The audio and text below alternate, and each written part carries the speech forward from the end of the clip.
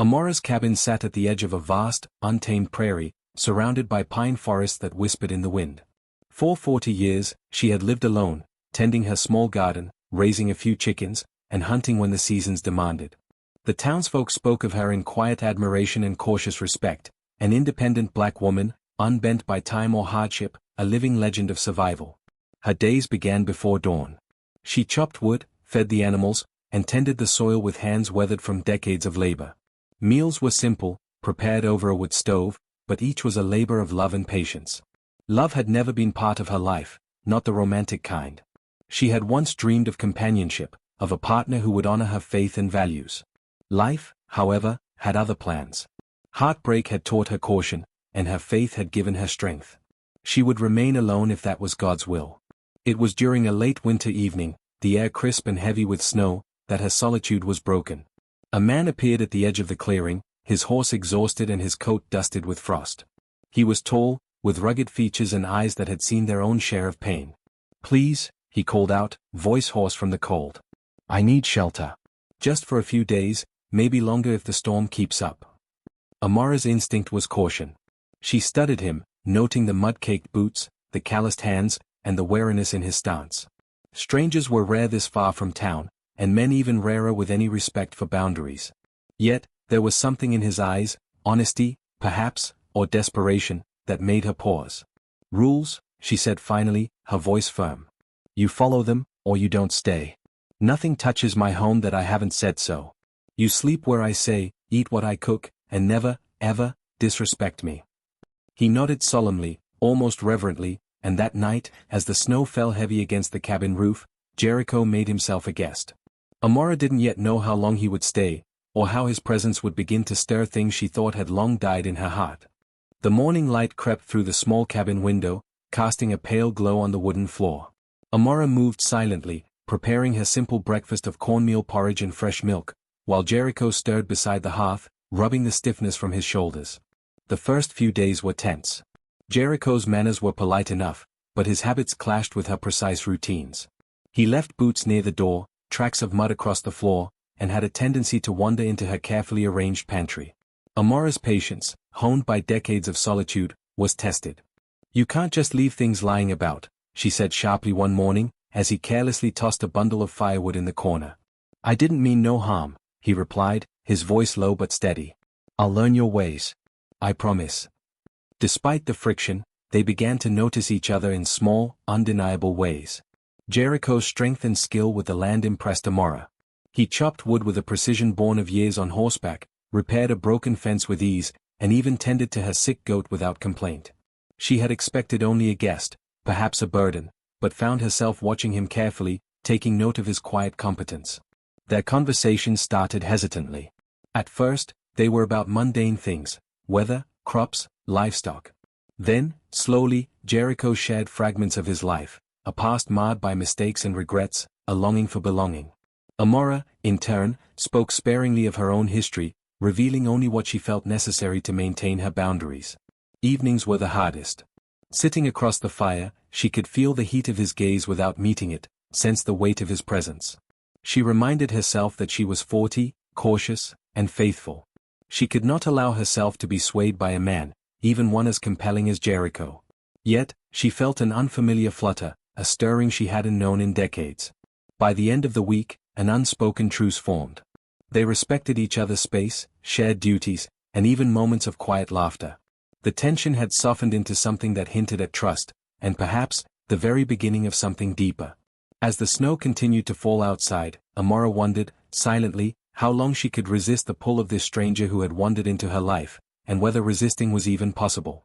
The snowstorm arrived without warning, blanketing the prairie in unbroken white.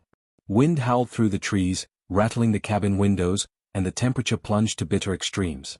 Amara and Jericho realized quickly that survival would demand more than routines, they would need to work as one.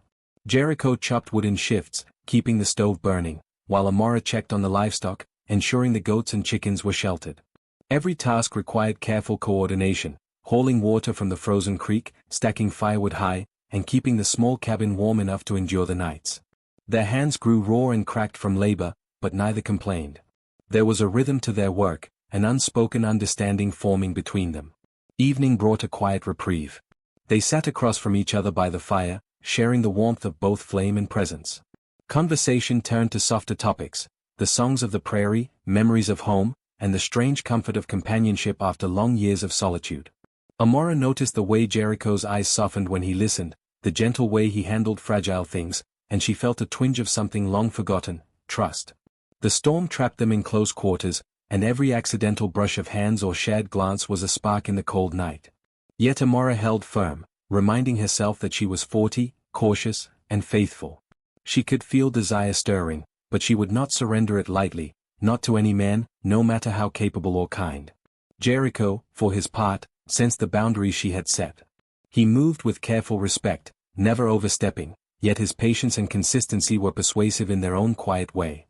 Amara found herself noticing him in small, unexpected ways, the way he hummed while chopping wood, how he offered her the first cup of warm broth, how his laughter could pierce the oppressive winter gloom. By the time the storm began to subside, the prairie lay white and hushed. Amara realized that surviving the winter together had changed something in her. The cabin, once a fortress of solitude, now felt alive with shared purpose. And though she would not admit it aloud, she wondered if this stranger, this cowboy, might be more than a guest. Spring's first warmth crept into the cabin, melting the remnants of snow and filling the prairie with green shoots. Amara and Jericho moved with ease around each other now, chores shared without argument, tension softened into a comfortable rhythm. Yet beneath that rhythm lingered unspoken questions, memories neither had fully faced. One evening, as the fire crackled low, Jericho broke the silence. "You've lived out here a long time," he said gently. "I can't imagine it's been easy, or without hurt." Amara stiffened, her hands stilling over the small bundle of herbs she was preparing. She had always kept her past locked away, childhood scars, lost love, betrayals, but something in Jericho's voice made her consider trust. Slowly, carefully, she spoke of heartbreaks that had left her weary, of hopes deferred, of love she had once given and never received in return. Jericho listened without interruption, nodding in quiet understanding. When he spoke, it was with a weight that matched hers. He told of roads gone wrong, opportunities lost, and family left behind. He had made mistakes, yes, but he carried them honestly, without shame or excuses. For the first time in decades, Amara felt the walls around her heart loosen. She realized that her solitude, once a shield, had also been a prison. Trust had seemed too dangerous, love too fragile, but here was a man who had endured life's storms and still stood with integrity. Their shared confessions sparked a different kind of intimacy, a connection not of touch, but of understanding. Each story, each hesitation, built a bridge between them.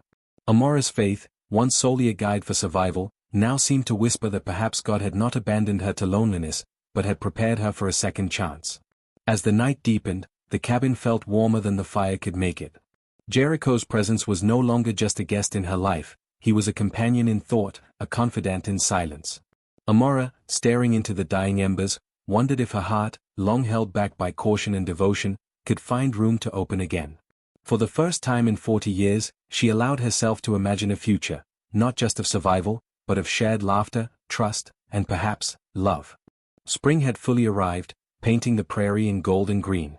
The days grew longer, and Amara found herself welcoming Jericho's presence rather than simply tolerating it. They worked side by side in the garden, repairing fences, planting new crops, and tending to the small orchard she had cultivated for years. Their cooperation was effortless, a rhythm born of mutual respect and necessity. Jericho had begun to leave small gestures of thoughtfulness around the cabin, fresh wildflowers in a mason jar, a cup of hot tea waiting by her bedside, even a carefully carved wooden stool to make her chores easier. Amara noticed these things, quietly appreciative, though she refused to let them sway her entirely. She was still cautious, still protective of her heart and her faith. Yet the evenings brought moments she could not ignore. Sitting by the fire, sharing simple meals, they laughed together, sometimes at nothing more than the way the flames danced. Jericho's eyes held a gentleness she had never allowed herself to expect from a man. She began to feel warmth she hadn't known in decades, a flutter in her chest, a pull toward something she had long denied herself. One afternoon, while repairing a broken fence post, their hands brushed. Amara jerked back instinctively, but Jericho's smile was patient, understanding, never pressing. "I didn't mean to startle you," he said softly, voice low and sincere. And in that small moment, Amara realized that she was beginning to trust him, not just as a companion in labor, but as someone who could see her, fully, and still choose to stay. That night, alone in her room, she reflected on her life. 40 years of solitude had built strength, but it had also left longing. She prayed, as she always did, for guidance, and for the first time, she felt the possibility that love and faith were not in conflict. The seeds of affection had been planted. And though she could not yet allow herself to surrender to desire, Amara felt a spark of hope. Perhaps, after a lifetime of caution, a second chance at love was not only possible, it was quietly, undeniably beginning to bloom. Summer brought warmth to the prairie, but it also carried whispers of trouble. A gang of outlaws had been sighted near the nearby town, and Jericho's past, a life of drifting and risk, had caught the attention of those who sought revenge. One evening, he returned from checking the perimeter with a grave look in his eyes. "They're close," he said quietly. "And they're not just after me." Amara felt her heart tighten. The cabin, once a sanctuary of solitude, now felt vulnerable. Fear, sharp and immediate, surged through her, but alongside it, a growing realization, she would not face danger alone. Together, they prepared. Jericho reinforced the doors and windows, and Amara gathered supplies, her mind sharp with the instincts that had kept her alive for decades. She handed Jericho a rifle with steady hands, and he nodded, a silent acknowledgement of trust. The first night, shadows moved at the tree line. Jericho stayed by the window, scanning the darkness, while Amara tended the hearth and watched their livestock. When a group of men approached, Jericho moved with precision, warning them off with authority. Amara, drawing on her courage, helped drive the animals to safer shelter and ensured the fire stayed strong. By the time the danger passed, adrenaline had left them exhausted but alive. The ordeal had shifted something fundamental. They had seen each other at their most vulnerable, relying on one another not just for comfort, but for survival. That night, by the fire, Amara felt an unfamiliar closeness. She noticed the way Jericho's shoulder brushed hers as he handed her a cup of tea, the concern etched into his eyes as he checked her hands for cuts. The danger had forged a bond stronger than anything they had shared before, a mixture of respect, trust, and a quiet, unspoken affection. Alone in her room, Amara reflected on the day. Fear had brought clarity. She had spent 40 years protecting herself, keeping love at a distance. But now, she realized that trust could coexist with desire, and that courage often required opening one's heart.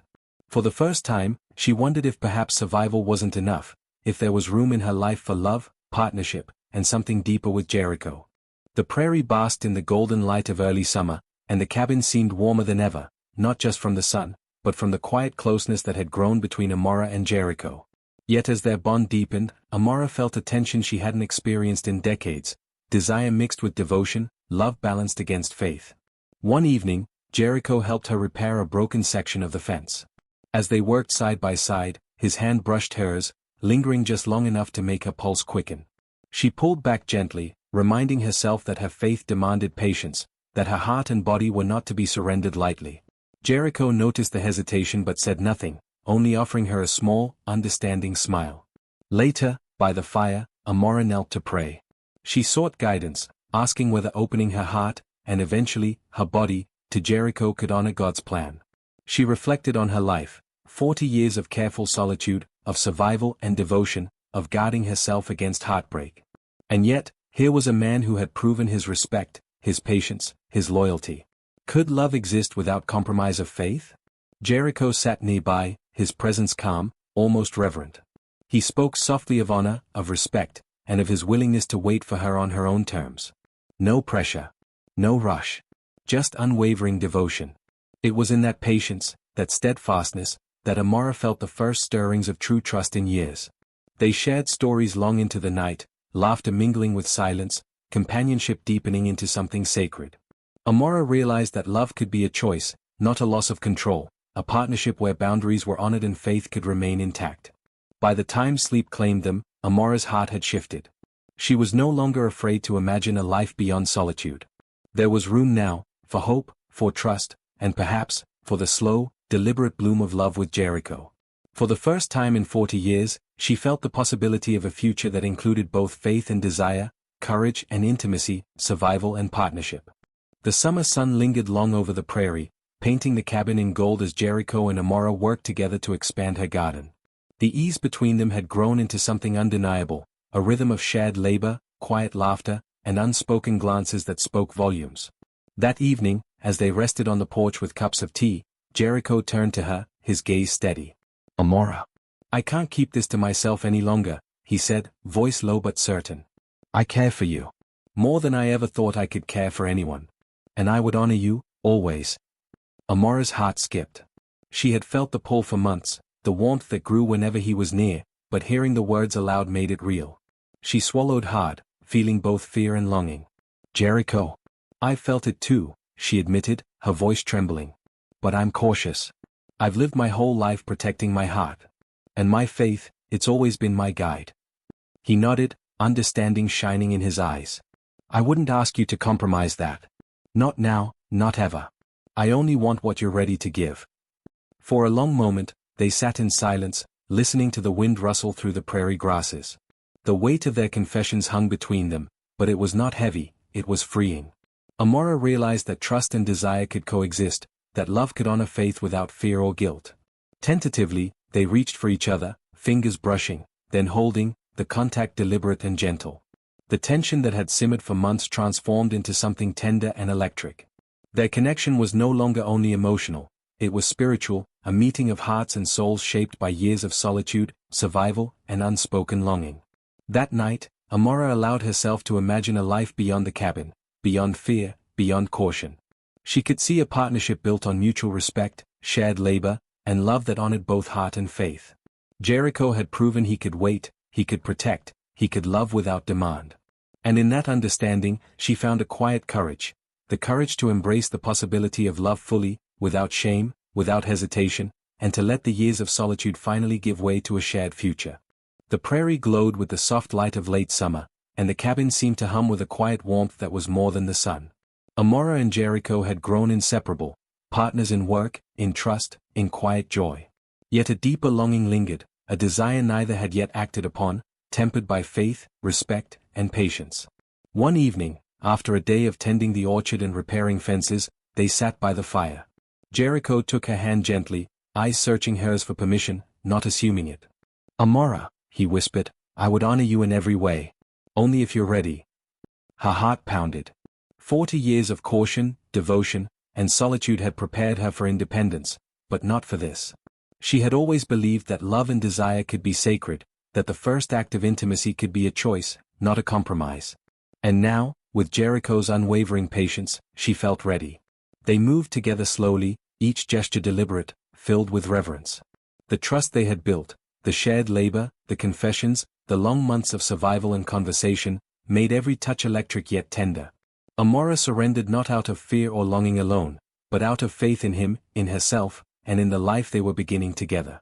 As the fire crackled and shadows danced across the cabin walls, they joined in a union that was both physical and spiritual.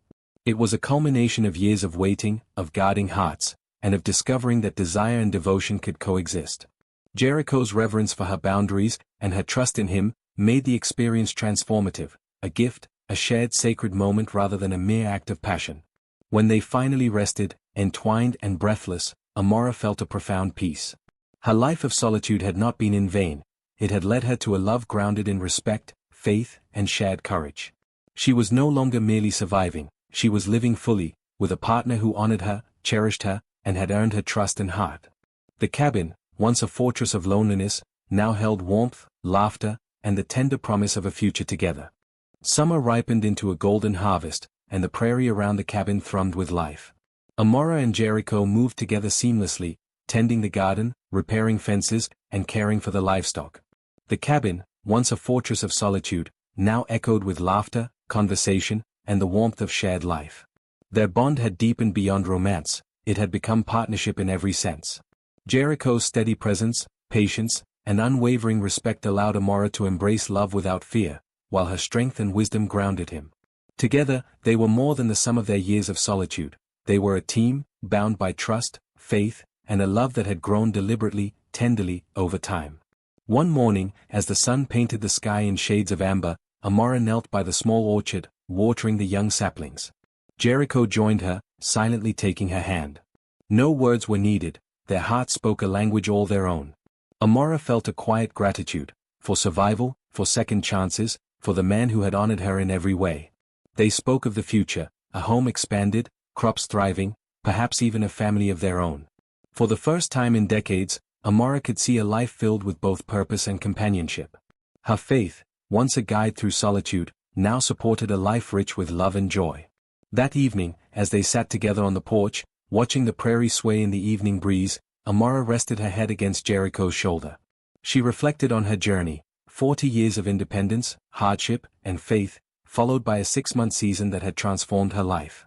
She had found love, trust, and a partner who cherished her entirely. The cabin, surrounded by the wild beauty of the prairie, was no longer a place of isolation. It was home, a symbol of resilience, faith, and the power of second chances. Amara smiled, knowing that the life ahead would be shared, rich with love, laughter, and the quiet certainty that she had finally found where she belonged. And so, the story of survival and solitude gave way to a life of partnership and hope, a love earned, cherished, and nurtured, ready to endure every season yet to come.